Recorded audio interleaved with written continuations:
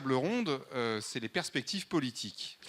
En fait, toutes les tables rondes qu'on a eues, les trois précédentes, ont montré combien la haie mobilise la société civile à plein de niveaux différents. On a commencé par parler évidemment de la mobilisation des agriculteurs, on a parlé des filières économiques, on a parlé des associations environnementales, on a parlé des scientifiques qui se mobilisent autour de la haie. Bref, c'est quand même un objet qui mobilise beaucoup la société civile.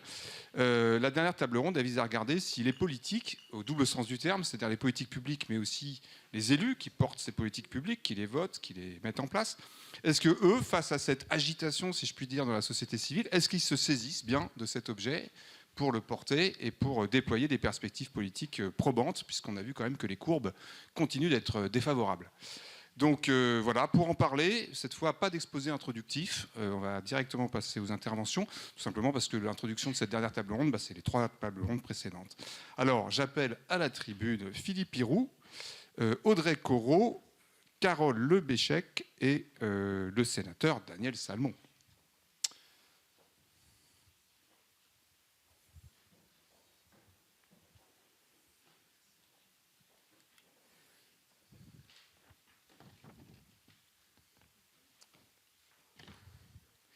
Alors, je vais commencer par me tourner vers Philippe Piroux, puisque j'ai introduit la table ronde en parlant de la société civile. Et Philippe Piroux, eh bien, vous êtes le président de la fac agroforesterie, dont on ne cesse de parler depuis ce matin. Et c'est la fac, comme tout le monde le sait ici, je pense, qui a été à l'initiative de l'appel de la haie. Est-ce que vous pouvez nous dire un mot de cet appel, de ce qui l'a motivé au départ? Et surtout, à votre avis, quels sont aujourd'hui les effets de cet appel? Est-ce que vous estimez que les politiques s'en saisissent, et comment? Oui, merci. Oui, effectivement, l'appel de la haie, en fait, il est d'abord le résultat, je voudrais commencer par ça, et puis c'est pas totalement un hasard. Ma petite association, je préside la fac au titre d'une petite association qui s'appelle Histoire de paysage, et il est le résultat d'une expérience. Parce que, en fait, les structures, enfin, ça a été dit, je crois, les structures de la fac, en fait, pour beaucoup, elles proviennent d'une réaction à la période des remembrements. Donc, elles proviennent d'une réaction, en fait, au moment où on a vu disparaître, vous savez, donc après, entre 1950, on l'a dit, et aujourd'hui, on a perdu, voilà, 70% et donc de nos haies, et on a décidé de replanter. Donc ça, c'est notre histoire, elle commence là. On est des structures qui ont replanté des haies depuis 40 ans. Alors, je voulais dire un mot un peu personnel. Et il se trouve que moi, en fait, très exactement il y a 40 ans, j'ai fait mon diplôme d'ingénieur paysagiste sur le thème du remembrement pour le ministère de l'Agriculture, qui se posait déjà la question comment est-ce qu'on pourrait corriger les excès et les méfaits du remembrement. Voilà. Et donc l'idée, c'était, on va corriger en plantant. C'est il y a 40 ans, mais enfin on avait déjà commencé avant. Ça, c'est des politiques qui ont été menées beaucoup au départ par les départements d'ailleurs dans la région Bretagne. Les départements, depuis longtemps avant la région, s'étaient engagés dedans. Et voilà. Et nous, au moment où on a fait l'appel de la haie, c'est parce qu'on s'est rendu compte, et on n'avait pas les derniers chiffres. Le dernier chiffre là, qui a été cité ce matin, le chiffre du CGAVR, c'est la perte de la haie. Malgré toutes les politiques de replantation, c'est 23 000 km, 23 500 km par an. On peut toujours discuter l'exactitude du chiffre, mais en tout cas, ce qui est clair, c'est que on perd beaucoup plus, on perd en moyenne 3 à 6 fois plus qu'on arrive à replanter, qu'on a réussi à replanter. Nous, on avait un chiffre beaucoup plus inférieur. C'est pour ça que je dis 3 fois éventuellement. On était sur 11 000 et quelques kilomètres. Et puis on s'est rendu compte qu'il y avait même une accélération de cette disparition des haies en France. C'est quelque chose qui est sidérant pour la plupart des gens. Moi, je me souviens quand on discutait déjà de ça avant le chiffre de cette année, c'était déjà sidérant. Personne ne voulait. Moi, quand je disais ça à des amis, personne ne voulait me croire. Parce qu'ils me disaient, mais ah non, mais tu peux pas nous dire ça, c'est des trucs, c'est ancien, mais depuis le temps, maintenant on sait qu'il faut absolument les protéger, nos haies, et puis on replante, il y a des politiques. Finalement, non. Il y a certes des politiques, mais en fait, elles n'ont pas eu l'efficacité escomptée. Et ça, c'est le premier point que nous, on a voulu mettre en avant dans le cadre de l'appel de la haie, c'est que si on continuait à faire uniquement une politique de plantation, on allait forcément à l'échec puisqu'on en a l'expérience. Donc, alors, dans le cadre du plan de relance, on avait essayé de corriger un peu les choses. Il y avait un certain nombre de choses qu'on pouvait corriger, notamment sur la qualité de ce qu'on plante, le suivi de ce qu'on plante, mais ça ne suffit pas. Planter, ça ne peut pas résoudre le problème de la disparition des haies. Alors là, en fait, aujourd'hui, je prêche des convaincus parce que vous n'avez pas arrêté d'entendre depuis ce matin. La vraie solution, c'est d'abord de maintenir l'existant, de le protéger. Et que le protéger, c'est sans doute pas, c'est pas uniquement en tout cas par la voie réglementaire, et que c'est sans doute beaucoup plus par la voie de lui redonner une valeur, de lui redonner un intérêt collectif, un intérêt pour les agriculteurs et un intérêt pour les territoires qui s'engagent auprès des agriculteurs tous ensemble pour tout ce qu'on vient de voir là, hein, leur trouver des usages modernes. J'aime bien, j'utilise aussi le terme moderne qui a été employé. Il ne s'agit pas, à plusieurs reprises, on a dit, il ne s'agit pas de reproduire des paysages du passé. Parfois, il faut même. On était en Lorraine il n'y a pas tellement longtemps. Ce n'est pas un pays de bocage, mais néanmoins, les gens de la Lorraine, ils ont envie de créer des paysages qui soient adaptés à leurs 40 degrés maintenant qu'ils ont l'été. Donc, voilà. Alors, nous avions mis donc trois idées, trois axes dans notre appel de la haie. Le premier, c'est valoriser, donc redonner la valeur. Le deuxième, c'est protéger. Et puis le troisième, on l'a mis qu'en troisième. Je ne dis pas qu'il ne faut pas le faire, mais on a mis qu'en troisième, reconstituer, donc continuer les plantations. Et donc pour répondre dans le cas de ces différents objectifs, il faut qu'on arrive à répondre à un certain nombre de défis. Et j'en ai identifié 6, mais je vais aller rapidement. Hein. Il y a un premier défi technique là, je vais aller d'autant plus rapidement qu'on a beaucoup parlé de ça, qu'il faut changer, c'est presque de paradigme, même si le mot est un peu théorique, mais on parlait donc d'entretien, on a souvent parlé d'entretien. En fait, l'idée qu'on a en général, c'est que ça coûte cher d'avoir des haies parce qu'il faut les empêcher de venir sur la parcelle. Et là, vous avez compris que nous, ce qu'on dit, et ce que disent les gens des SIC, etc., qui accompagnent les agriculteurs, c'est que non, il ne faut pas venir chaque année passer un broyeur qui va dégrader la haie. Il faut venir, dans le cas d'un plan de gestion, tous les 9 ans ou plus, pour intervenir dans la haie et que ça rapporte au lieu de coûter. Et puis, c'est une idée aussi, il faut qu'on devienne des éleveurs d'arbres, en fait. Au lieu d'empêcher les arbres de pousser, il faut qu'on les accompagne. Le deuxième défi, c'est un défi économique, parce que donc, pour mettre en place, pour que les haies soient vraiment une source de rémunération, il faut évidemment qu'on mette en place des filières de valorisation. Je ne fais que reprendre ce qu'on a dit jusqu'ici, mais c'est vraiment la chose que l'on met en deuxième. Le troisième, c'est qu'il faut des gens qui soient en capacité, qui aient la compétence et donc la formation pour accompagner les territoires, accompagner les agriculteurs sur le terrain. Et on l'a dit, on en manque. Donc ça, c'est vraiment un objectif important aussi.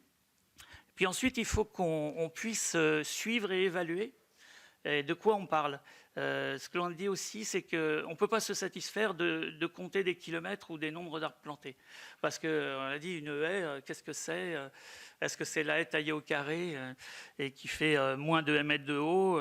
Donc il va falloir qu'on ait des dispositifs d'évaluation et de suivi qui parlent de choses quantitatives, qui parlent d'économie aussi peut-être. Enfin, économie au sens, on a gagné de l'argent parce qu'il y a des choses qu'on n'a pas fait. Voilà. Il y a un défi d'accompagnement territorial, donc il faut vraiment, ça va de pair avec tout ça, c'est qu'on accompagne les territoires. Et puis il y a un défi effectivement d'approche qualitative. Et je voudrais terminer sur cette idée que nous, ce qu'on veut mettre en avant, c'est la qualité et le bon état écologique. Bon, c'est le terme qui a été dit à plusieurs reprises. Le bon état écologique d'une haie, je pense qu'il faut vraiment arriver à le définir. C'est vraiment un enjeu majeur des politiques publiques et il faut qu'on arrive à définir ensemble ce que c'est. Merci. Alors ces 6 défis-là, quand même, juste pour finir votre intervention, est-ce que vous avez le sentiment qu'ils sont saisis par la puissance publique, qu'ils sont identifiés déjà, qu'ils sont saisis, est-ce que le vent tourne, quoi ? Oui, alors justement, Carole Lebéchec en parlera. En fait, il n'y a pas que la fac qui a fait un certain nombre de constats. La région Bretagne a fait ces constats-là. Nous les avons fait ensemble. En fait, c'est l'expérience du passé qui a fait que le nouveau programme Brest-Bocage va pas faire la même chose que ce qui a été fait, va prendre en compte un certain nombre des choses que j'ai dit. Oui, je pense que dans le cadre du pacte pour la haie également, au niveau de l'État, il y a une évolution. Là, évidemment, on y a participé aussi, mais on n'avait pas réussi à faire entendre ces différentes choses là que l'on a dites aujourd'hui dans le cadre du plan de relance, par exemple. Le plan de relance, ça a été strictement... Et là, vous avez le sentiment d'avoir davantage l'oreille des pouvoirs publics. Là, on va pas dire que tout est compris. Il faudra du temps, mais je pense qu'on a réorienté la boussole. Voilà, l'aiguille de la boussole a été réorientée. Donc ça, c'est plutôt quand même positif. Très bien. Bon, pour confirmer cette information, je me tourne vers Audrey Corot. Vous êtes chef de service de l'économie verte et solidaire au CGDD, au Commissariat général du développement durable, au ministère de la transition écologique et de la cohésion des territoires. Tout ça. Voilà, tout ça. Et donc, voilà, pour faire écho à la question que je viens de poser à M. Hiroux, quels sont les objectifs de l'État en matière de haies? Quelle politique le ministère a-t-il pour accompagner une gestion durable de la haie et pas seulement une exploitation dans la transition énergétique? Et puis, quelle contribution des haies à la planification écologique? Bon, la question a été déjà posée ce matin au secrétaire général, mais c'est pas mal d'avoir le point de vue du ministère. J'espère que je ne vais pas contredire le secrétariat général à la planification écologique. Merci pour toutes ces questions et puis pour cette journée vraiment intéressante. La journée étant déjà bien avancée, je ne vais pas vous faire l'affront de vous redire qu'au ministère de la Transition écologique, bien évidemment que la haie est un objet important avec un intérêt de multiples services écosystémiques que tous les exemples qui ont été présentés aujourd'hui ont bien montré et démontré. Mais évidemment, on a bien vu aussi que les chiffres parlent d'eux-mêmes et qu'on n'y est pas encore, voire même qu'il y a encore une marche vraiment importante à passer pour aller de cette dynamique qu'on décrit, d'une perte de 10, 15, 20 000 km de haies par an, à l'objectif que le gouvernement s'est fixé dans le cadre de la planification écologique de 50 000 km supplémentaires à horizon 2030. Et bien évidemment, cette ambition, elle doit se traduire en une dynamique nette, c'est-à-dire on va effectivement essayer de planter plus vite qu'on ne détruit, mais on va aussi essayer de ne pas être shadok, c'est-à-dire de ne plus détruire, ou en tout cas de détruire beaucoup moins qu'on ne plante, parce que bien évidemment que sinon on n'atteindra jamais ces objectifs et que ce serait un petit peu ridicule. Pour accompagner cette dynamique, le ministère de la Transition écologique porte conjointement avec le ministère de l'Agriculture le pacte en faveur de la haie, que j'imagine vous connaissez dans cette salle, qui a été rendu public fin septembre 2023 conjointement par le ministre de l'Agriculture et la secrétaire d'État à la biodiversité, et qui contient 25 actions qui ont vocation à être déclinées dès cette année sur l'ensemble du territoire national pour accompagner ce mouvement et faire en sorte qu'on atteigne cet objectif rappelé par le secrétariat général à la planification écologique ce matin. Donc pour l'instant, on a un document qui a été publié. Il faut maintenant qu'on travaille avec l'ensemble des parties prenantes à préciser ces différentes mesures, ces différentes actions et vraiment à mettre en œuvre ce pacte de la haie qui est doté d'un budget de 110 millions d'euros, ça ne vous aura pas échappé, qui permettra évidemment de planter des haies, mais on ne va pas faire que ça, on espère, mais surtout de favoriser la gestion durable de la haie, de structurer des filières durables. On a entendu parler aujourd'hui des pépiniéristes, de la filière biomasse, etc. Tout ça en fait partie. L'idée qu'il y a derrière ce pacte de la haie, c'est bien de changer de paradigme, vous l'avez dit, de changer de vision sur la haie et d'avoir une dynamique qui prend bien la haie pour tous les bénéfices qu'elle peut apporter, à la fois écologique et économique, dans les territoires. Alors, en plus de ce pacte, on a eu en 2023 la publication de la stratégie nationale pour la biodiversité qui reprend dans ces différentes mesures le pacte en lui-même, donc qui redit qu'il faut atteindre cet objectif de 50 000 km de haies d'ici à 2030, mais qui dit aussi dans d'autres mesures, et notamment dans la mesure numéro 20, pour ceux qui iraient regarder le document, qu'on a comme objectif de restaurer d'ici à 2030 les continuités écologiques qui permettent aux espèces de se déplacer et de se rencontrer. Et donc derrière ces notions de continuité écologique, il y a aussi évidemment des enjeux de bocage, des enjeux de haies, et ce sera l'occasion de mettre en œuvre un certain nombre de financements spécifiques pour restaurer ces continuités écologiques auxquelles les haies dont les haies pourront bénéficier, notamment au sein des réseaux bocagers, que ce soit pour les arbres ou pour les haies champêtres. Donc, plus spécifiquement sur le sujet de la gestion durable, parce qu'on voit bien que c'est un sujet important et pour nous aussi ça l'est, parce qu'il ne s'agit pas de planter des kilomètres de haies moches et qui ne rendent aucun service écosystémique. Et donc pour ça, on a soutenu un certain nombre de mesures dans la politique agricole commune, parce que derrière le levier pour les agriculteurs, on a quand même ce levier de la PAC, alors qui peut qui pourrait aller encore plus loin, mais néanmoins, on a cette fameuse voie sur les éléments favorables à la biodiversité dans l'écorégime, qui dit qu'il faut un certain nombre d'infrastructures agroécologiques, évidemment, dont les haies pour bénéficier de certains financements. On a le bonus haie de cet éco-régime qui rémunère la gestion durable, et donc très concrètement la bonne gestion des haies. Et puis on a la mesure agro-environnementale et climatique sur la haie dans le second pilier qui appuie l'entretien durable des infrastructures agroécologiques et donc la gestion durable des haies. Pour nous, ces dispositions dans la PAC, c'est un premier pas vers la reconnaissance donc, de ces services de la haie et vers une incitation à planter des haies pour pouvoir bénéficier des financements pour les gérer ensuite durablement.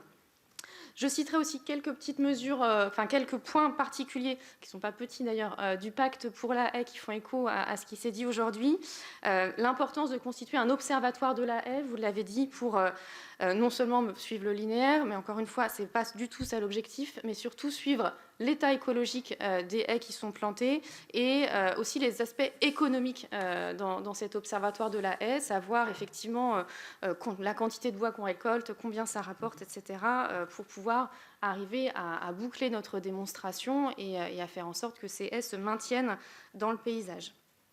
Le pacte pour la haie, il réaffirme aussi le rôle des labels et des certifications. Donc là, on reboucle avec la question de la gestion durable, et notamment du label haie de la FAC, dont on a parlé beaucoup aujourd'hui, et qui pour nous est vraiment le label de référence de la gestion durable des haies, et dans tous les leviers de la commande publique, notamment, ce label va continuer à être mis en avant pour pouvoir soutenir la labellisation et soutenir le bon état écologique des haies.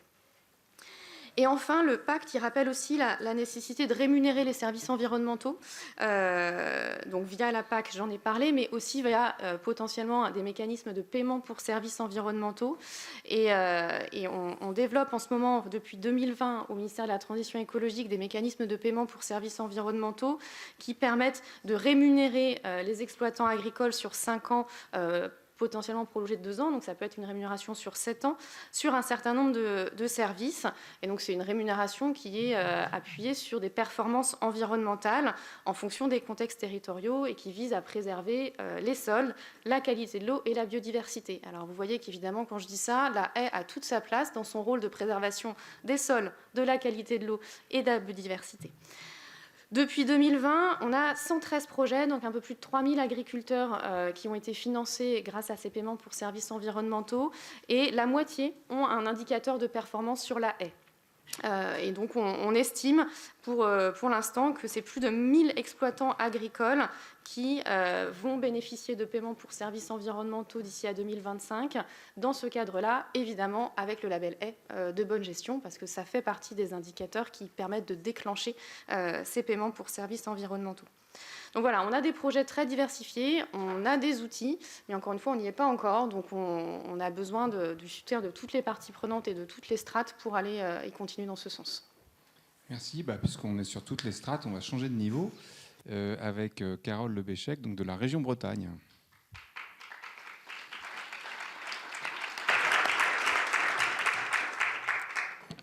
Rebonjour à toutes et tous. Donc, je suis Carole Lebéchec, je suis élue à la région Bretagne et donc présidente de la commission climat, transition, biodiversité et en charge du plan arbre, déléguée au bocage et puis sur d'autres sujets aussi comme l'économie circulaire et les déchets.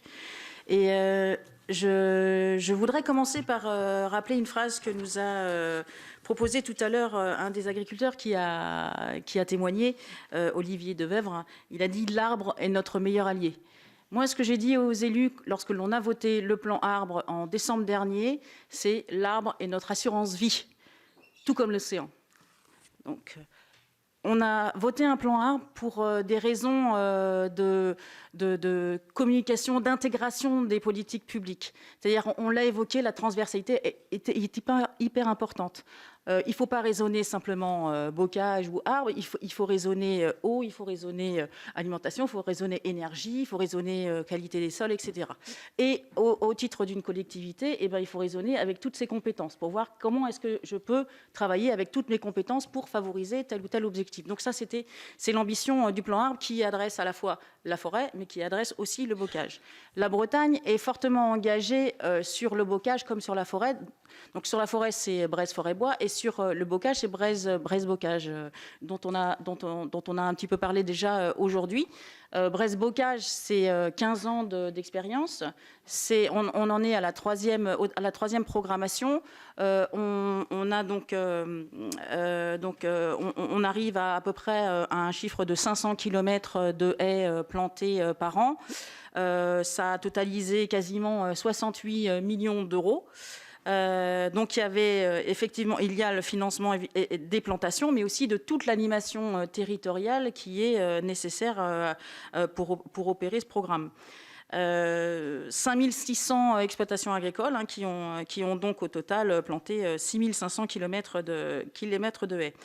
Ce que l'on a fait en 2020, c'est-à-dire à la fin de la deuxième programmation quasiment, c'est une évaluation du programme. Et ça a été extrêmement enrichissant. Parce qu'on a vu deux choses principales. C'est que les nouvelles plantations, c'est-à-dire les 500 km, arrivaient tout juste à l'équilibre de ce qui était encore à raser. Et deuxième chose essentielle, c'est que 80% du stock des haies existantes étaient peu ou mal gérées. 80%. C'est énorme. Planter 500 km de haies ou gérer 147 500 km de haies, ce n'est pas du tout la même chose. Donc, on en a parlé beaucoup aujourd'hui et il faut absolument le marteler. Il faut que l'on soit très fort dans la gestion des haies existantes. Alors, on en est donc au programme numéro 3, Bresse-Bocage 3, et on a essayé donc de tirer tous les enseignements de ces évaluations. D'ailleurs, on a fait pas simplement des évaluations quantitatives, mais aussi des évaluations sociologiques. Parce que le fait que les haies sont peu ou mal gérées, c'est aussi parce qu'il n'y a pas d'appropriation de la haie par les agriculteurs. Alors, comment est-ce qu'on peut résoudre tout ça? Donc, on a essayé d'y travailler. L'objectif du programme Bresse-Bocage 3, c'était protéger le bocage en sensibilisant et formant aux bonnes pratiques de gestion. C'était de valoriser cette multifonctionnalité des haies, de densifier le maillage bocager, d'implanter des haies de qualité, de bien gérer, avec référence au plan de gestion, renforcer l'appropriation par ces gestionnaires, de veiller à la bonne connaissance des évolutions du bocage et de simplifier le dispositif. Parce que, la simplification, on en parle beaucoup, et il faut garder ça en tête pour tout à l'heure quand on va parler du pacte de la haie. Et ce qu'on a voulu aussi faire en parallèle, c'est continuer notre soutien fort au label haie et notamment au réseau de valorisation des haies dont on a parlé, là, notamment les SIC Quedners-Bresse, qui permettent d'aider les agriculteurs à valoriser leur bois.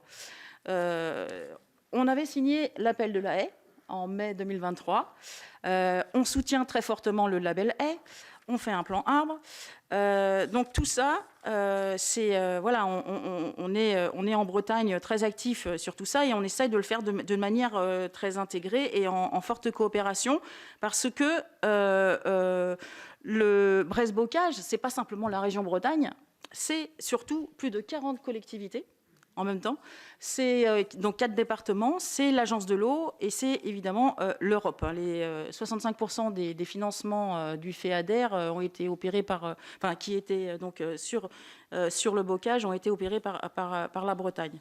Donc ce qu'on veut, c'est constamment s'améliorer et continuer sur cette dynamique de plantation unique qui a été celle de la Bretagne. Donc le pacte pour la haie, puisque là on en est, je pense, à quelques jours de l'issue de ce pacte, d'abord on est extrêmement content qu'il y ait, et ça nous fait vraiment, on est heureux qu'il y ait des moyens qui soient dévolus à la haie, mais évidemment il faut qu'on pose ce point d'alerte qui est, on a toute une organisation qui est assez, donc je pense, efficace et de plus en plus efficace en Bretagne. On ne souhaite pas qu'elle soit fortement perturbée par d'autres portes que l'on ouvre. Je vous parlais tout à l'heure de la simplification.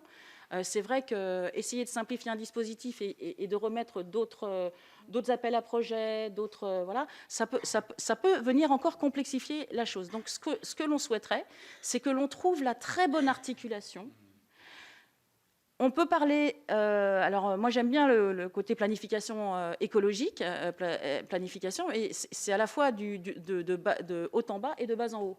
Je pense qu'il faut parce que toutes les régions ne sont pas équitables, sont pas au même point et n'ont pas le même point de départ. Donc je pense qu'il faut une certaine différenciation.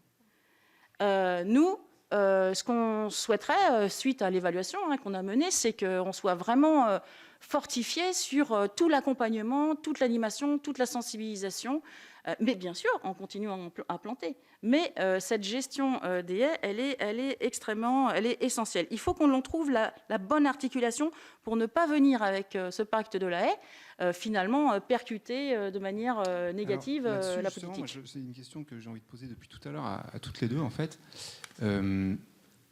En fait, le constat qu'on fait depuis ce matin, c'est qu'on sait planter. Il y a des politiques publiques qui le font depuis un moment, que ça n'a pas du tout permis d'enrayer le problème et qu'on réalise aujourd'hui qu'il faut mieux gérer la haie et l'existant. Bon, ça, c'est le constat fort. Mais quand même, je pense que ça ne va pas suffire de le vouloir parce que Audrey disait tout à l'heure, on va essayer de ne pas faire les shadocks pour respecter cet objectif des 50 000 nets. On va essayer de ne pas planter des haies moches et qui ne rendent aucun service. Je reprends les termes employés par Audrey Corot. Oui, mais le problème, c'est que on sait très bien, moi je côtoie la technostructure depuis 30 ans, à tel point que j'estime que j'en fais moi-même partie. Le plus simple pour la technostructure, pour respecter un objectif chiffré, c'est de planter des haies moches qui ne rendent aucun service. C'est ce qu'il y a de plus simple pour dépenser l'argent, pour remplir les cases et pour dire on a atteint l'objectif. Donc qu'est-ce qu'on a comme garde-fou et comme moyen pour mettre en place une gestion qui ne passe pas par ce chemin trop facile en fait ? Est-ce que le label haie va conditionner plus que la commande publique ? Est-ce que c'est ça qui va structurer les relations que vous appelez de vos voeux entre le niveau étatique et le niveau régional ? Enfin, c'est ça un peu les questions. Qu'est-ce qu'on a comme garde-fou pour être sûr que même maintenant on est conscient des erreurs qu'on a faites, mais ça ne suffit pas pour ne pas les faire. Parce qu'encore une fois, la logique la plus simple pour atteindre un objectif chiffré, c'est excusez-moi l'expression, c'est de bourriner. Comment on fait ? Il y a les sujets d'observation dont on a parlé là, avec les différents apports des différents organismes, l'IGN, etc.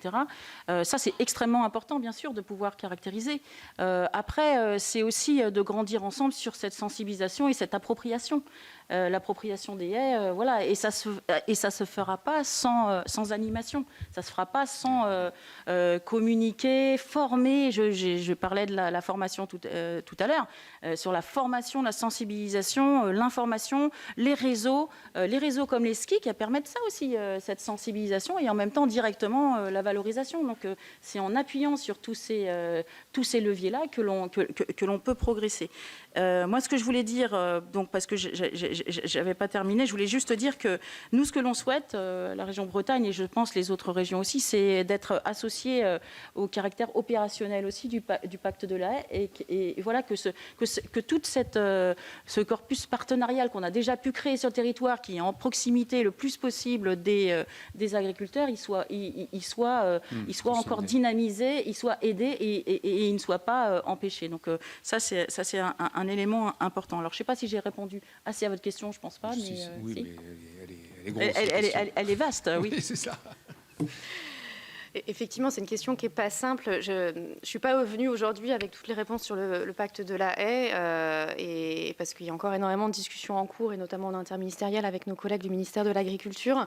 Ce que je peux vous dire, c'est que côté ministère de la Transition écologique, on partage ce souhait de ne pas faire un truc compliqué. Enfin, je ne vais pas vous dire on va faire exprès de faire une usine à gaz et puis un truc qui ne marche pas. Donc évidemment qu'on a envie d'avoir quelque chose de simple, d'opérationnel, qui s'appuie sur les dynamiques locales, parce qu'on voit qu'il y en a beaucoup, on voit qu'il y a des choses qui, dans les territoires, fonctionnent et qu'il s'agit plutôt d'encourager. Clairement, derrière, il y a une question de rééquilibrage des moyens, et notamment des moyens financiers, entre la plantation sensu stricto versus le reste, c'est-à-dire l'animation, la gestion, l'approvisionnement en plan, l'amont, l'aval, etc.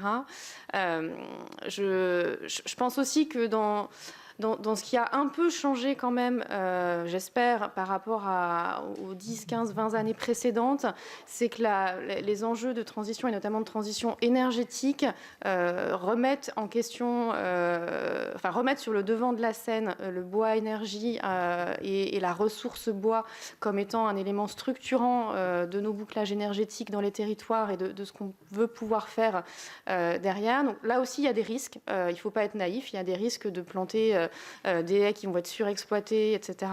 Mais il y a aussi des opportunités justement de nouveaux modèles économiques et de faire de la haie quelque chose de rentable en monnaie sonnante et trébuchante, parce que même sans valorisation, on sait que dans certains cas, elle peut être rentable, qu'elle rapporte parce qu'elle préserve les sols, parce qu'elle préserve la qualité de l'eau, etc. Mais ce n'est pas forcément visible tout de suite par le propriétaire, par l'exploitant forestier ou par la collectivité qui met en place cette haie. Alors que derrière, si on a effectivement ces modèles économiques du carbone qui se développent, on peut avoir cette rentabilité plus immédiate en tout cas, ou en tout cas plus visible, qui, je l'espère, pourrait amener de fait un peu de changement de paradigme et à prendre mieux soin du coup de cet outil de production.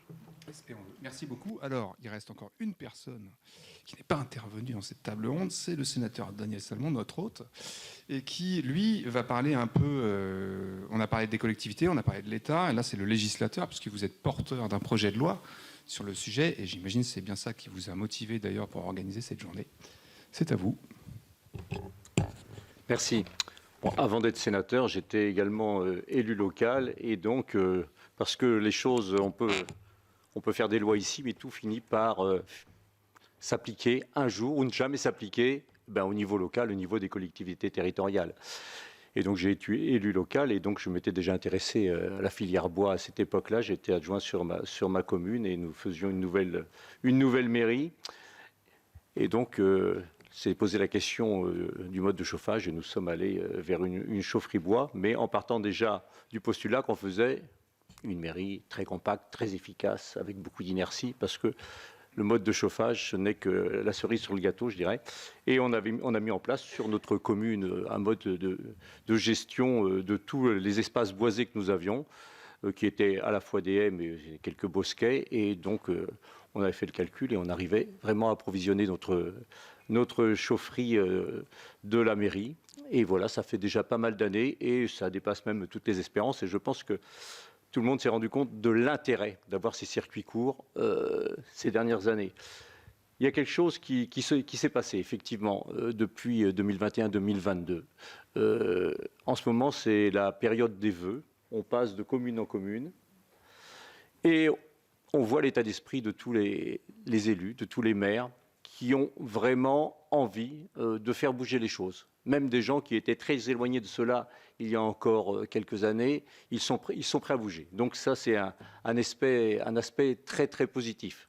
Alors par contre, il y a encore une acculturation à faire au niveau de la gestion de la haie, de la compréhension fine de la haie, parce que cela, je pense qu'on n'y est pas encore tout à fait. C'est pour ça que le label haie, dont on discute depuis ce matin, avec cette gestion durable, est un élément complètement crucial, essentiel, pour arriver à avoir une haie qui soit fonctionnelle et non pas une haie décorative, on va dire, ou pour se faire plaisir. Donc au niveau du législateur, suis posé la question de voir comment on pouvait faire avancer cette question de la haie bocagère. Et donc c'est pour cela qu'on a travaillé sur une proposition de loi qui a été déposée donc, le 5 juillet 2023. On a essayé de faire une proposition de loi qui soit fonctionnelle rapidement et qui ne soit pas compliquée à comprendre. Parce que déjà, nous sommes le groupe écologiste, pour dire un petit peu, parce qu'il faut connaître un petit peu le fonctionnement, on a, pour déposer nos propositions de loi, on a une niche, on appelle ça une niche législative, et on a 2 fois 4 heures par an. Alors vous voyez, comprenez qu'en 2 fois 4 heures, on ne peut pas faire des lois qui ont 25 articles, parce que sinon, eh bien, on n'arrivera jamais à les passer. Donc, c'est une loi que nous avons construite sur 4 articles, qui reprend un certain nombre de choses qui ont été exposées, donc je ne vais pas refaire de la redite, avec des objectifs chiffrés dans le premier article, avec ce qui a été à peu près évoqué, avec les 450 000 kilomètres de haies qu'on a aujourd'hui, mais dont une bonne partie sont en très mauvais état écologique. Donc l'objectif de les restaurer. Et puis, on a été un peu plus ambitieux que dans le pacte. On s'est dit 100 000 kilomètres de haies d'ici 2030. Il faut se fixer des objectifs. Ça ne semble pas inatteignable. Même avec ce que j'ai entendu ce matin, j'entendais tout à l'heure ce matin quelqu'un qui, dans sa commune, disait en disant on a fait 24 kilomètres. J'ai fait un petit calcul. Ça donne quand même des gros espoirs au niveau national. Donc, il y a ces objectifs chiffrés. Il y a également tout un plan stratégique qui regroupe, on va dire, tout ce qui a été dit depuis ce matin, aussi bien des observatoires qu'avec un plan national d'action pour voir comment mettre en synergie tous les différents acteurs. Et puis un article 2 qui est vraiment sur le label haie, pour qu'il soit vraiment mis en avant et qu'il soit incitatif. Parce que, on nous fait souvent le coup, vous l'entendez, vous comme moi, l'écologie punitive, toujours des obligations, ceci, cela. Là, on a voulu, avec cette loi, être vraiment dans l'incitation. Donc, en disant, eh bien, écoutez, il y a des politiques publiques, c'est normal que ce soit donnant-donnant, une incitation à vous inscrire dans un label haie avec une gestion durable, et en échange de cette inscription dans un label qui est exigeant, il faut bien le dire, eh bien, vous allez avoir deux contreparties.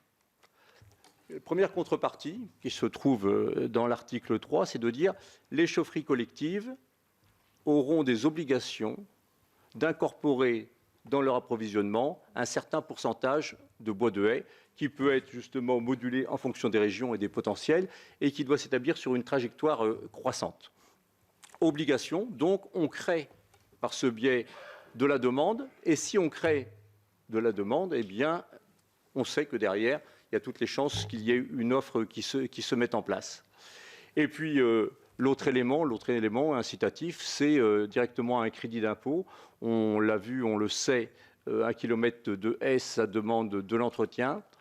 Il y a eu des estimations de fait sur le coût de cet entretien au kilomètre, et on tombe généralement sur des chiffres autour de 450 € du kilomètre. Donc, on est allé sur un crédit d'impôt de 3 500 € qui permet au moins déjà pour un agriculteur qui se lance dans une démarche de gestion durable de la haie d'éponger, on va dire, le coût de cet entretien. Et en plus, au bout d'un certain temps, plus ou moins long, mais qui peut être très rapide, il va avoir un rendement en biomasse de sa haie qu'il va valoriser dans les chaufferies collectives. Et donc, voilà, la boucle, je dirais, est bouclée. Et moi, je suis persuadé que lorsqu'il y a des politiques incitatives comme celle-là, les agriculteurs s'en emparent. Je vais vous donner un exemple qui va peut-être faire bondir certains, mais vous avez vu ce qui s'est passé sur la méthanisation. La méthanisation, en 2010, il n'y avait pratiquement aucune méthanisation. Il y a eu une politique volontariste avec un tarif de rachat, et je peux vous dire que les agriculteurs qui n'en connaissaient rien se sont complètement emparés du sujet, avec tout un tas de dérives, mais ils se sont emparés du sujet. Ce qui veut dire que il est beaucoup plus compliqué de convaincre quelqu'un qu'il va falloir sauver la planète que de lui dire, eh bien, écoutez, demain, emparez-vous de ce sujet-là et vous aurez des revenus complémentaires. C'est clair que lorsqu'il y a des revenus à la clé, les agriculteurs s'en emparent. Donc, c'est ça l'objectif de cette proposition de loi. Bon, elle vient pas en opposition du tout avec le pacte de la haie, elle vient en complément, parce que ce qui est mis dans la loi a une autre valeur que ce qui est mis dans un pacte. Et donc, moi, j'espère la faire passer dans cette belle assemblée qu'est le Sénat, d'une manière transpartisane. Vous avez vu que ce matin, donc, il y a eu une introduction qui a été faite par Laurent Saumon, qui est un sénateur qui fait partie du groupe Les Républicains. On aura la conclusion avec Jean-Claude Tissot, qui fait partie du groupe socialiste. Et puis, j'ai eu d'autres contacts un petit peu dans tous les groupes. Et c'est un peu ça l'alchimie qui peut se passer parfois au Sénat. On arrive à avoir des positions communes, parce que je crois sincèrement que cette idée de la haie est quelque chose qui est aujourd'hui partagé sur tous les bancs. Alors, ma hantise et ma peur, effectivement, c'est avec ce qui se passe ces dernières semaines. On le voit bien avec des crispations du monde agricole qui font qu'aujourd'hui, la peur d'une nouvelle contrainte vient complètement fixer les positions. Et donc, je l'entends bien auprès de certains autres sénateurs républicains. Oui, mais n'allez pas trop nous contraindre. Si vous nous mettez un label trop exigeant, ça ne va pas aller. Si on ne peut pas déplacer une haie, parce que certains en sont restés encore à ce niveau-là, de se dire que les haies, on les déplace comme des valises. Et donc, ça va être trop de contraintes. Donc, je pense qu'aujourd'hui, effectivement, enfin, ici, ce n'est pas difficile de convaincre tout le monde. Tout le monde est à peu près convaincu.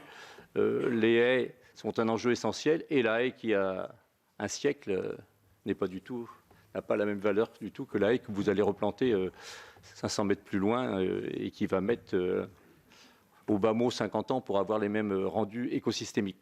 Donc, il y a cette petite peur que ça vienne à choper.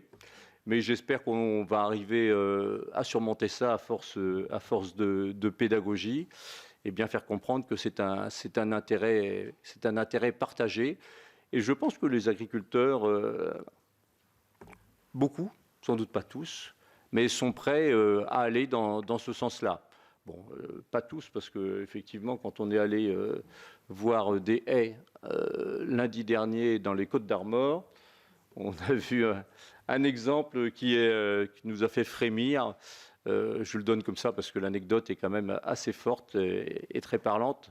Avec un agriculteur qui a planté une haie depuis 15-20 ans, qui avait une haie assez consistante déjà, puisque fait au moins 12 mètres de haut au moins, à 2 mètres à l'intérieur de son champ, exprès pour qu'elle ne soit pas mitoyenne et qu'il puisse la gérer lui-même. Il avait laissé une bande enherbée de 2 mètres de l'autre côté. De l'autre côté, un champ plutôt de 30 ou 40 hectares. Et petit à petit, son voisin est venu labourer la bande enherbée jusqu'au droit de sa haie et a fini par lui passer un grand coup de lamier et lui a complètement esquinté sa haie, quoi. Donc, je dis qu'il y a encore une acculturation à faire. Et puis, il y a un moment, il y a le droit. Je pense, on parlait du contrôle tout à l'heure. Dans le monde rural, c'est toujours difficile de porter plainte contre son voisin. Mais pourtant, il va falloir y aller à un moment. Et puis sinon, il faudra qu'il y ait des contrôles des services de l'État. Mais on sait qu'aujourd'hui, eh bien, ils ont un mal de chien à exercer ces contrôles, puisque la réduction du nombre de fonctionnaires n'est pas allée dans le bon sens. Et aujourd'hui, eh bien, c'est souvent de l'autocontrôle qui se passe. Mais il va falloir y aller, parce qu'effectivement, on ne peut pas tolérer que certains fassent des efforts et que les autres viennent les annihiler comme ça en quelques instants. Voilà, donc moi je croise les doigts, j'espère mettre cette proposition de loi dans la niche, qu'elle passe au Sénat et dans un deuxième temps, c'est le mécanisme législatif, c'est qu'elle aille à l'Assemblée nationale, qu'elle soit reprise dans une autre niche et qu'elle soit alors là validée. Bon, effectivement, on croise les doigts. Merci. Merci, monsieur le sénateur.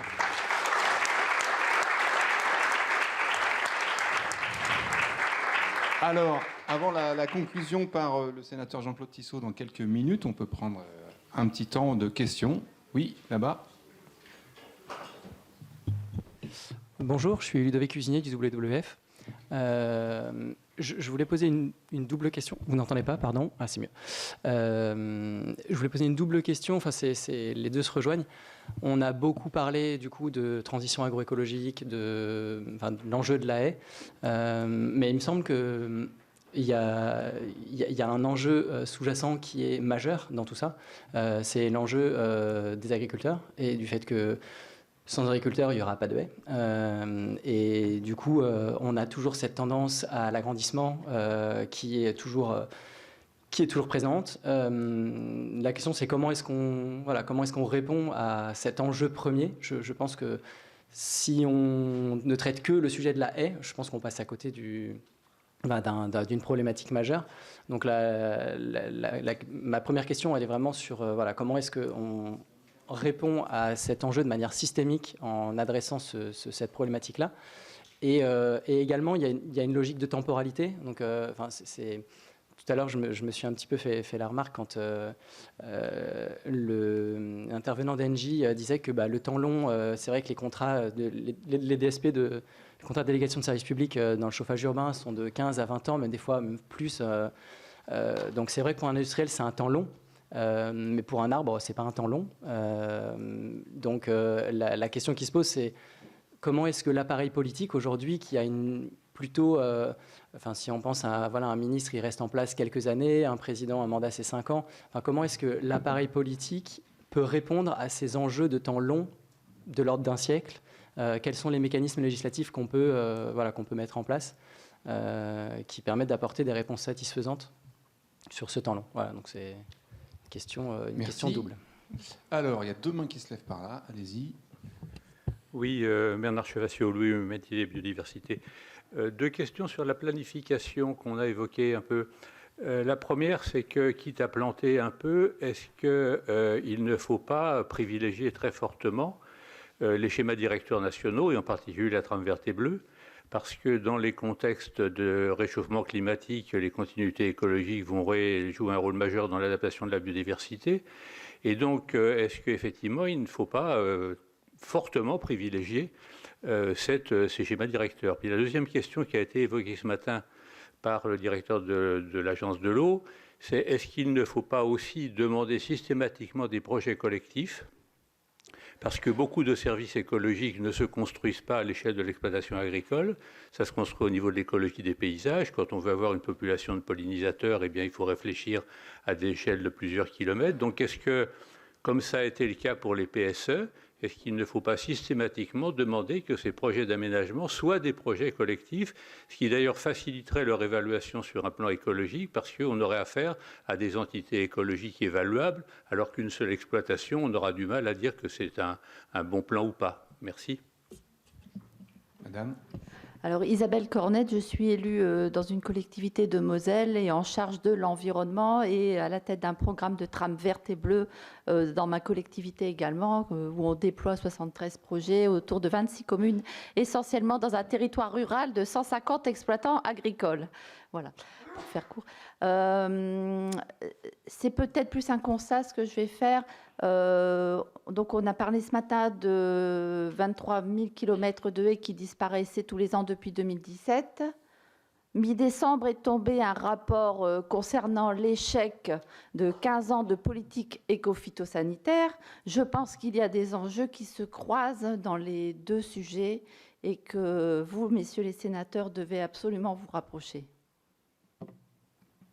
La suggestion fait hocher la tête, monsieur le sénateur. Oui. Oui. Benoît Alain, moi je voulais intervenir par rapport à tout à l'heure. Là, vous avez parlé un peu de ce que pouvait, entre guillemets, rapporter la haie dans le cadre de la PAC. Il faut savoir que quand on signe une MAEC, c'est forcément une contrainte supplémentaire, un contrôle supplémentaire. C'est pas mal le contrôle en ce moment. Et deuxièmement, la dernière programmation, on a touché notre MAEC bocage en N+3. Sachant que les travaux qu'on a fait, nous, sur une exploitation de 68 hectares, hors Brest-Bocage, hors tous les changements de clôture, comme j'ai expliqué ce matin, tout ce que j'ai expliqué ce matin, on est autour de entre 7 et 8 000 euros, sauf que ça, c'est jamais finançable ni financé. Ça pourrait être très bien mis dans les... On paye bien des robots-traites, on pourrait très bien imaginer mettre des clôtures et nous donner, et même de la main-d'œuvre, parce que quand on reprend la tronçonneuse et qu'on fait à la main, eh ben, c'est du boulot. C'est pour ça que le crédit d'impôt de monsieur le sénateur m'a fait tilt très rapidement. Non pas que ce soit énorme, hein, sur une exploitation comme la nôtre, ça ne va pas non plus. On fait 200 000 euros de chiffre d'affaires, donc oui, 3 500, ça ne va pas chercher non plus. On fait 200 000 euros de chiffre d'affaires à deux, donc voilà. Par contre, ouais, à chaque fois qu'on va sur des politiques environnementales, à chaque fois pour nous, c'est des contraintes supplémentaires. C'est-à-dire que nos collègues ont un historique DPB ou DPU qui tient du temps de la betterave sucrière ou du maïs ensilage en Bretagne. Nous, qui avions des systèmes herbagés, on n'a pas d'historique, donc on a des DPB très très faibles. Et du coup, on essaye d'aller les compenser tous les 5 ans avec des MAE, parce qu'on pense être vertueux, on essaye d'être vertueux. Mais à chaque fois, c'est des contraintes supplémentaires. Là, clairement, aujourd'hui, on nous demande de faire un IFT, on est en bio, on nous demande de remplir tous les 5 ans un IFT avec un technicien qui va mettre 0 au bout de la ligne. Donc, je pense qu'aujourd'hui, ça fait écho, en fait. Et naturellement, nous, en tant que paysans, on pense... je vous dis, je fais ce métier-là, pas pour aller remplir du papier le soir, quoi.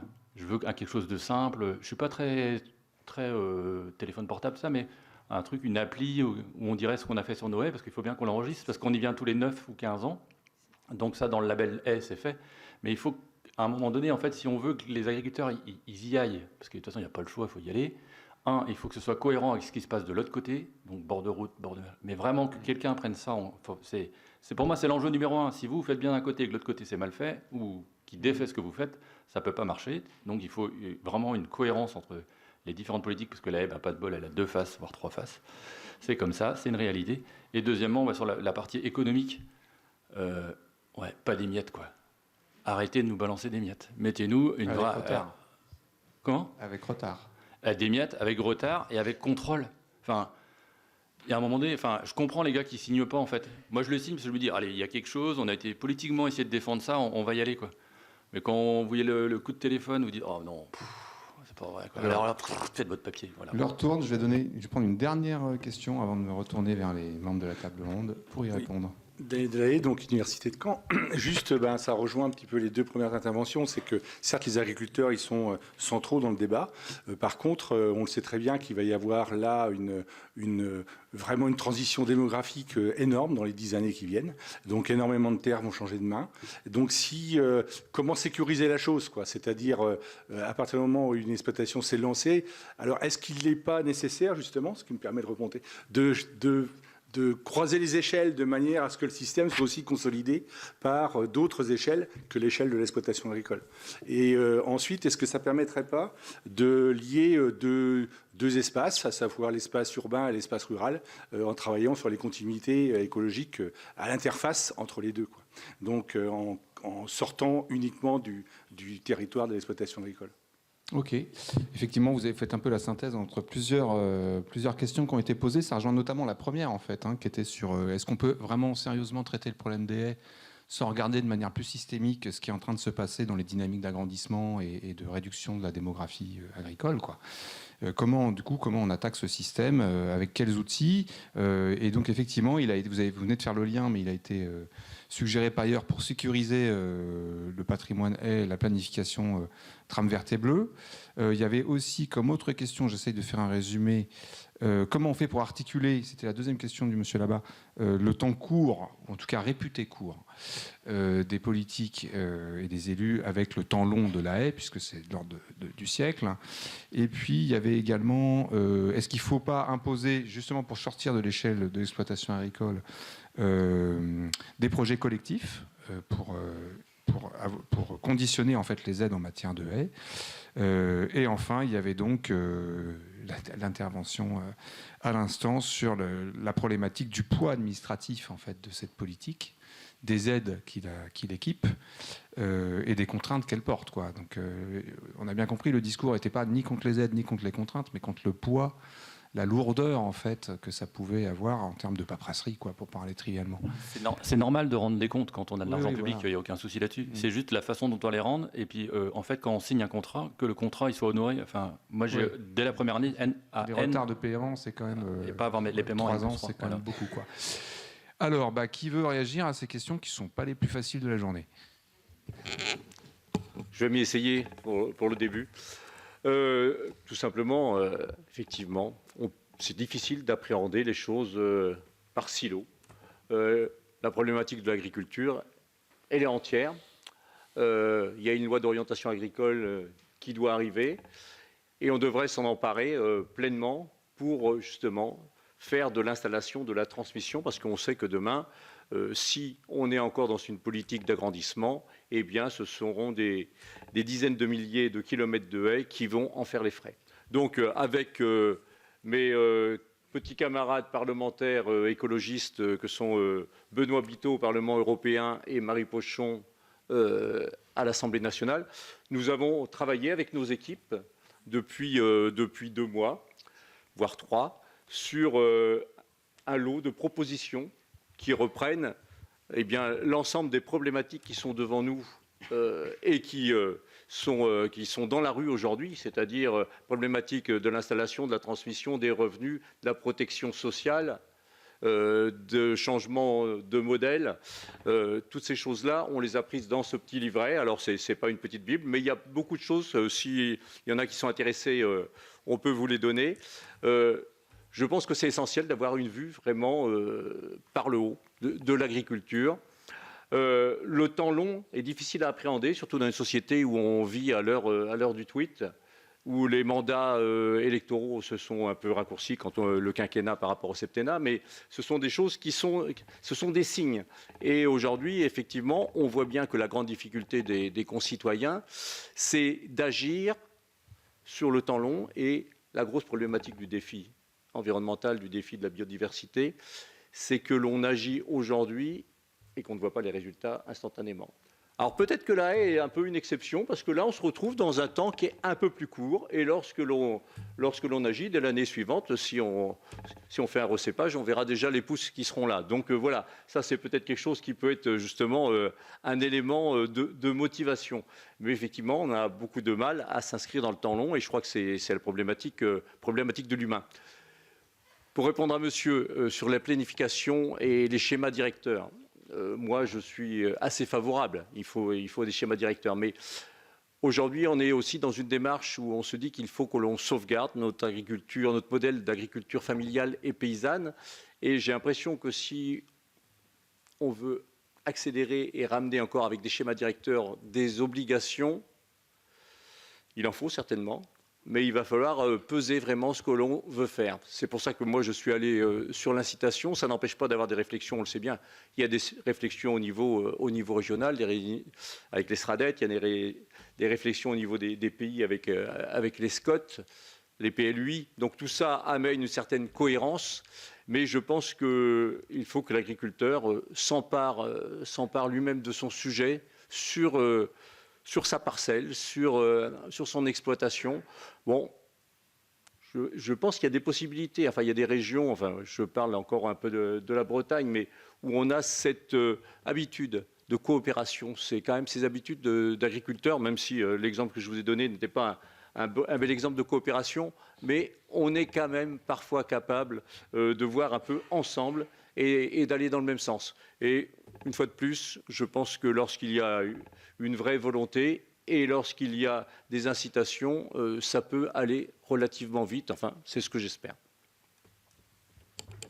Je peux rajouter quelque chose peut-être pour compléter ce que vient de dire Daniel Salmon. Moi, je pense quand même qu'effectivement, dans cette idée de la coopération à l'échelle des territoires, il y a un rôle à jouer sans doute au niveau des communes, parce que c'est l'échelon le plus proche de l'individu et notamment de l'agriculteur.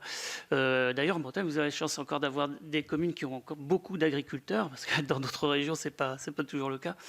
Mais je pense que nous, à la fois qu'on est plutôt favorable à l'idée ça a été dit à propos de la façon dont on peut gérer le label haie, de structuration collective, qui permettent d'entraîner un groupe de voisins finalement.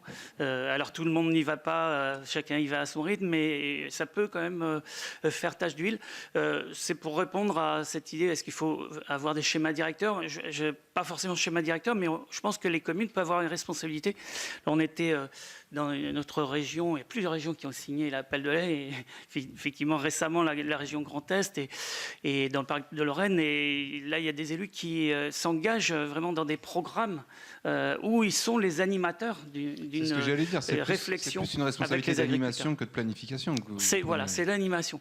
Alors, il y a de la planification aussi parce que, par exemple, l'élu de cette commune, qui est un des vice-présidents du parc, il a quand même fait reborner les chemins ruraux et il a racheté des parcelles, enfin des bandes pour pouvoir implanter des bandes au nom de la commune, quoi, enfin au titre de la commune.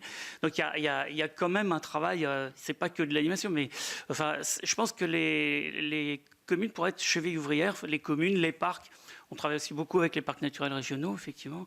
C'est un travail d'animation, effectivement, sur le terrain, voilà, à une dimension relativement locale.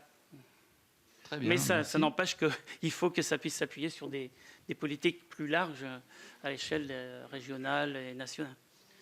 Très bien. Est-ce que vous voulez rajouter quelque chose? Un petit mot peut-être, effectivement, ce n'étaient pas les questions les plus faciles. Mais sur le temps long, moi, je pense quand même que l'exercice de planification écologique, alors qui peut avoir des côtés un peu technocratiques, a le mérite quand même de nous forcer à nous projeter dans un horizon temporel et de manière systémique.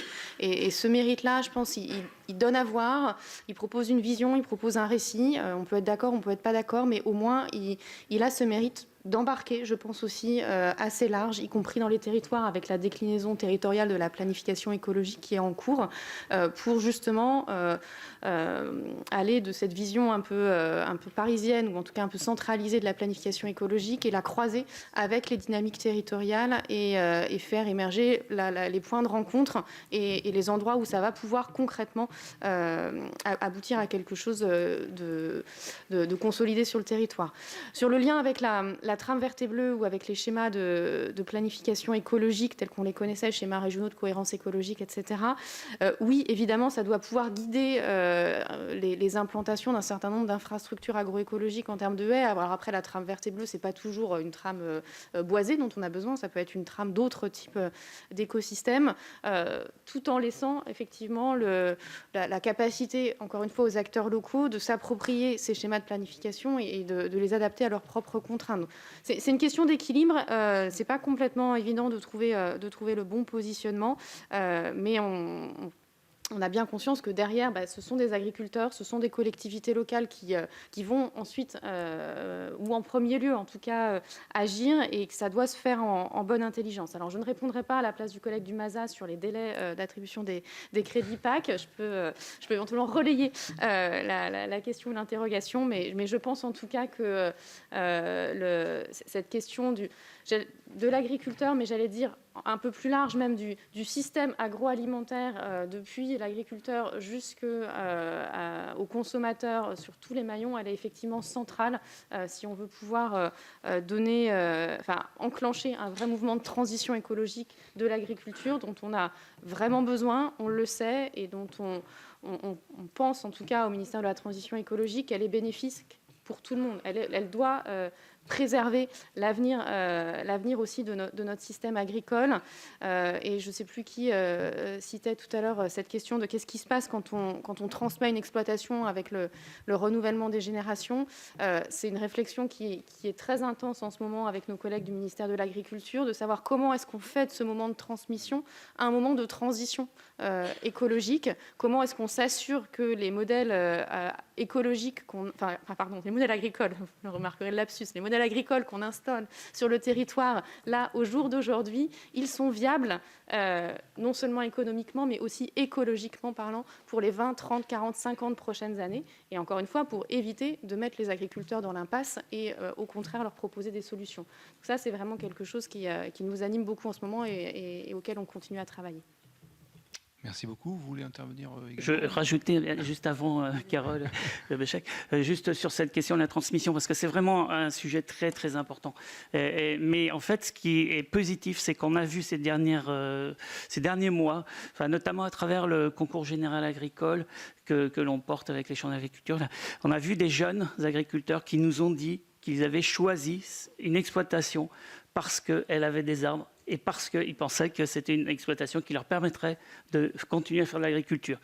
C'est vraiment un changement, je pense.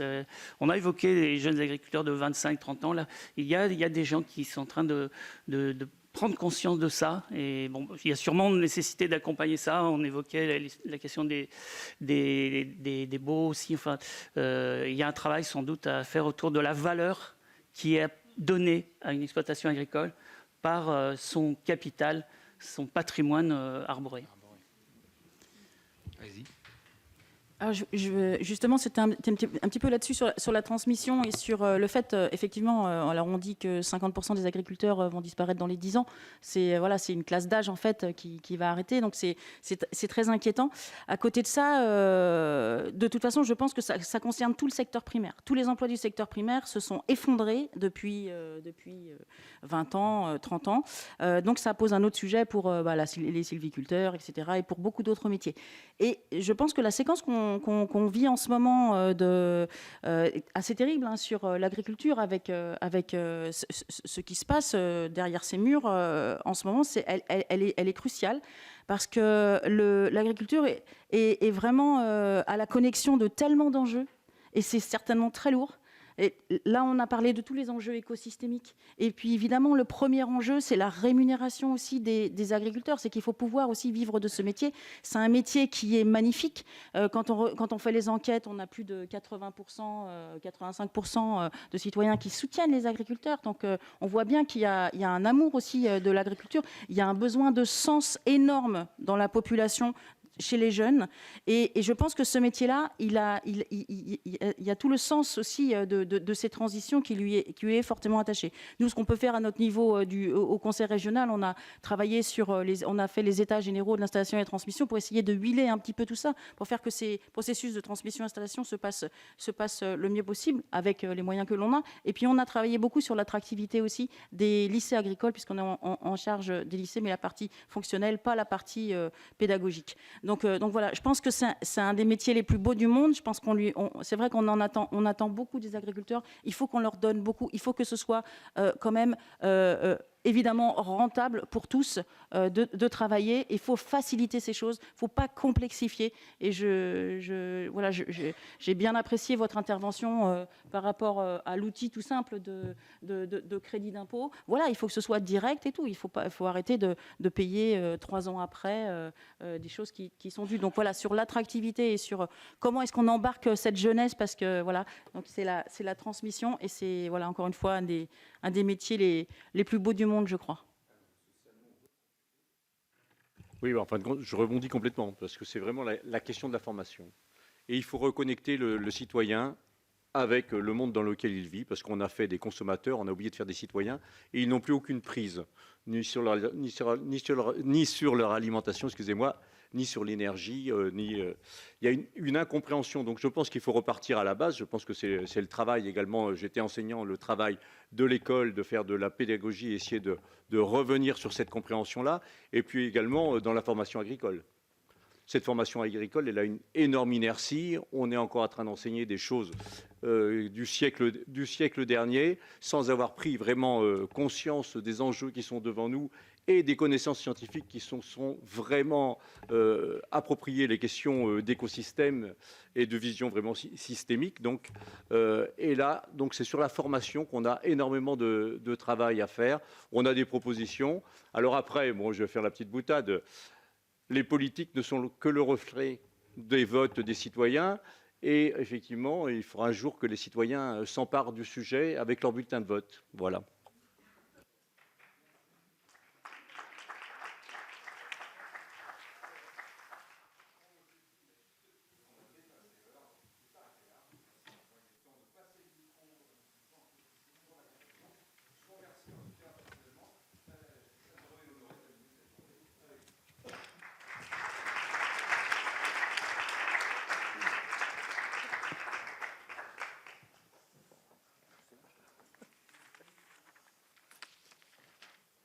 Allez, c'est bientôt fini.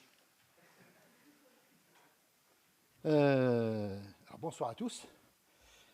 C'est presque frustrant de conclure parce qu'en fait, tout au long de la journée, j'aurais souhaité intervenir, mais Les rôles étaient établis, hein, il n'y a pas de souci. Après cette journée particulièrement riche, je vais tâcher de ne pas être trop fade dans mon propos et pas être trop long non plus. Hein. Vous avez sûrement, comme moi, un train à prendre bientôt.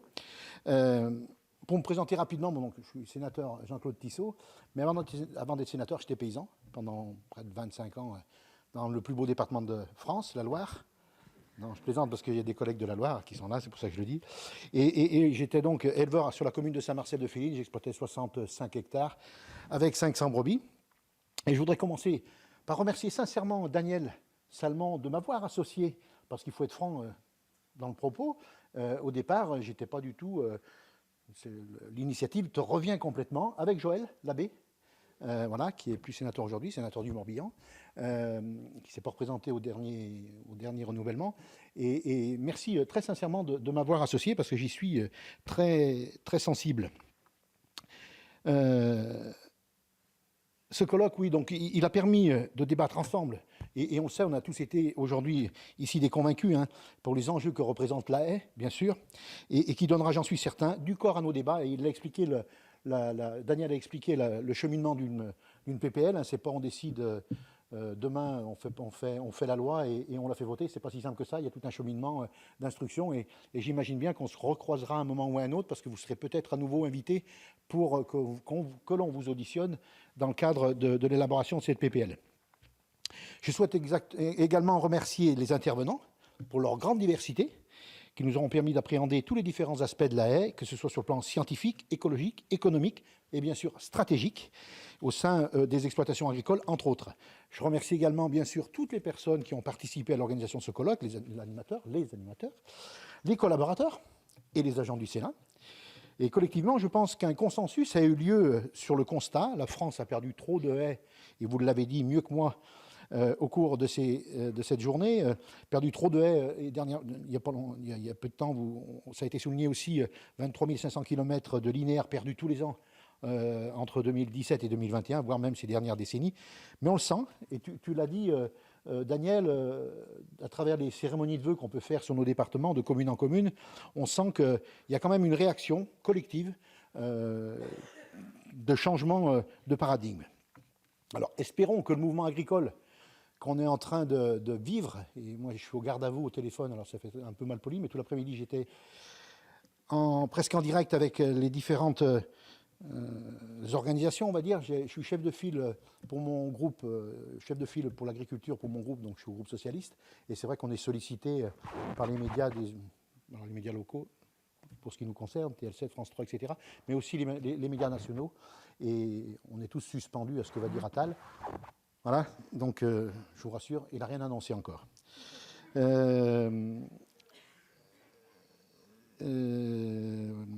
Oui, donc ce mouvement, je crains quand même que... Alors, pourtant, je suis un optimiste de nature.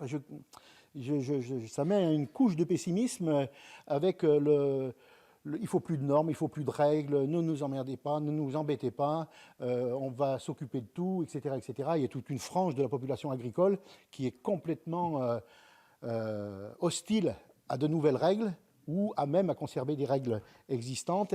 Et j'en veux pour preuve la photo du premier intervenant de ce matin, non à la sanctuarisation des haies. Voilà, j'espère que... Alors, c'était en Haute-Loire. On connaît bien la Haute-Loire à travers un de ses sénateurs, qui s'appelle Laurent Duplon, qui est dans le groupe LR. Il se définit comme ça, réactionnaire, provocateur, traditionnaliste. Et c'est lui qui le dit, donc je me permets de le redire très clairement. Mais voilà, c'est vrai qu'on n'est pas du tout sur la même ligne, et même si quelquefois c'est un peu du folklore, mais quand même, je pense qu'on aura de la peine à faire valider ce qui a été débattu tout au long de la journée. C'était dit aussi, donc nous devons donc respecter aussi le temps que prend la nature pour reconstruire, réappréhender son environnement. Pour ne pas être trop long, je vais simplement aborder 3 points qui me semblent importants. Il est nécessaire de protéger, vous l'avez dit mieux que moi, la haie existante, de mettre fin à l'érosion, comme ça l'a pu être dit. Pour cela, en reprenant toutes ces qualités, il faut donner du sens à la haie. Et cet enjeu est directement lié à la question de gérer l'existant correctement. C'était dit plein de fois, et nous l'avons vu, c'est pas facile. À côté de mon métier de paysan, comme beaucoup de sénateurs, comme Daniel, j'ai été élu local, j'ai été maire de ma commune, plusieurs mandats. président de la communauté de communes, dont dépendait bien sûr ma commune, et conseiller général du canton, donc un canton très rural, une commune très rurale. Et je pense que j'ai été un bon paysan si on parle des haies, mais je pense que j'ai été un mauvais maire si on parle des haies. Parce que les décisions que j'ai prises il y a presque 20 ans, je ne les prendrai plus maintenant. Mais vraiment, j'ai presque honte. Moi aussi, j'ai fait un lotissement, moi aussi, voilà. Et seulement, j'ai pris des mauvaises décisions concernant les haies, l'environnement, mais j'étais presque contraint, parce qu'on a dû vivre ou gérer 2 aménagements fonciers. Ça fait mieux que de dire remembrement. Hein, parce qu'on dit ça maintenant comme ça, quoi. Hein. Et j'ai dû gérer 2 aménagements fonciers durant mes différents mandats, pour 2 raisons principales, et c'est souvent le cas, des infrastructures, une autoroutière, la 89, hein, si vous prenez, si vous faites Clermont-Ferrand-Lyon, vous prenez un petit bout de la 89 et vous passez sur ma commune, vous ne laissez pas les sous à la caisse dans ma commune, mais juste après la commune, c'est chez moi. Juste après la tirelire, c'est chez nous. Mais voilà, donc, dans le cadre de cette A89 qui coupait la commune en 2, évidemment, on a dû faire un remembrement, un aménagement foncier. Alors, on a essayé de le faire intelligemment, avec des bourses aux arbres, en sauvegardant tout ce qu'on a pu sauvegarder, en valorisant d'un côté et de l'autre. Mais malgré tout, il y a 300 hectares qui ont disparu, ou 500 hectares avec la bande des 300 mètres. Donc, voilà. Et on en avait fait un autre auparavant, pour un morceau de voirie aussi, enfin un morceau conséquent, une 2 fois 2 voies, entre Neulise et Balbigny, et donc du coup, à nouveau, un remembrement, et à nouveau, arrachage de haies. Moi, j'en ai encore mal au ventre aujourd'hui, et puis ce soir, j'ai encore plus mal au ventre, quoi. Parce que vous m'avez fait prendre conscience des choses que j'avais finalement, je croyais avoir compris, et non, finalement, c'est pas si simple. Et je rejoins ce qu'ont dit les élus tout à l'heure, hein, que ce soit intercommunal, municipal ou même régional ou départemental, c'est compliqué, faut pas raconter l'histoire, c'est compliqué. Et moi, en étant président de l'intercommunalité, on avait mis en place avec mes collègues une plateforme de broyage, justement, pour que les déchets verts soient récoltés au sein de la communauté de communes pour plus de facilité. Et après, on avait passé des contrats, on faisait 2 campagnes de broyage par an, 2 ou 3 en fonction des volumes, et on avait passé des contrats avec les paysans qui ont des fumiers mous, etc., pour mélanger, et puis aussi pour faire du paillage. Donc, et ça marchait tellement bien qu'on n'avait pas assez de matière broyée, du broyat, quoi. Voilà, j'ai apprécié aussi la question de formation agricole, donc tu en as parlé, Daniel, mais aussi l'apprentissage des haies dès le plus jeune âge, ça a été évoqué par une collègue agricultrice ce matin. Les jeunes doivent réellement percevoir ces îlots de nature comme des alliés sur bien des combats. Hein. Et enfin, je pense que sauver la haie est un combat collectif, tant c'est un nid de biodiversité utile pour tous, et ce colloque a réussi à mettre, c'est quand même remarquable, hein, dans la même salle, des chasseurs, la Ligue de protection des oiseaux, des agriculteurs, des chercheurs, des ingénieurs, et 3 groupes politiques, des écolos, des socialos, et Daniel Salmon, ce matin, du groupe LR. C'est quand même pas si mal. Maintenant, il faudra voir si chacun, on est assez fort dans... Enfin, toi, il n'y a pas de doute. Moi, j'espère que j'y arriverai. Mais je ne suis pas sûr que Daniel Salmon arrive à... Enfin, j'espère. Laurent, pardon, oui, Laurent Saumon. Daniel Saumon. Non, Laurent. Ouais, pardon. C'est le soir, ouais. Laurent Saumon arrive à persuader ses collègues. Et enfin, il a besoin de persuader quand même la majorité, quoi. C'est eux qui ont la majorité. Moi, j'ai pour habitude de dire qu'au Sénat, nous, on est dans l'opposition de l'opposition. Parce qu'on est dans l'opposition de la majorité sénatoriale, qui elle-même est dans l'opposition gouvernementale. Et ça ne nous rend pas pour autant majoritaires. Hein. Voilà, je conclus en revenant sur la proposition de loi de Daniel. Hein, donc tu l'as bien dit, 4 articles. Mais je pense sincèrement que 2 points sont très intéressants, évidemment les 2 autres aussi, mais 4, sur les 4 articles, 2 sont très intéressants dans cette proposition de loi, des objectifs chiffrés de développement et gestion durable des haies, et la mise en place d'une certification de gestion durable des haies et de leur distribution équitable. Voilà, cela permet de fixer un cap et en même temps de garantir une certaine efficacité. Voilà, je ne serai pas plus long. Une nouvelle fois, merci à vous toutes et tous pour votre participation et merci à Daniel et à son équipe pour l'organisation de ce colloque. Merci à vous.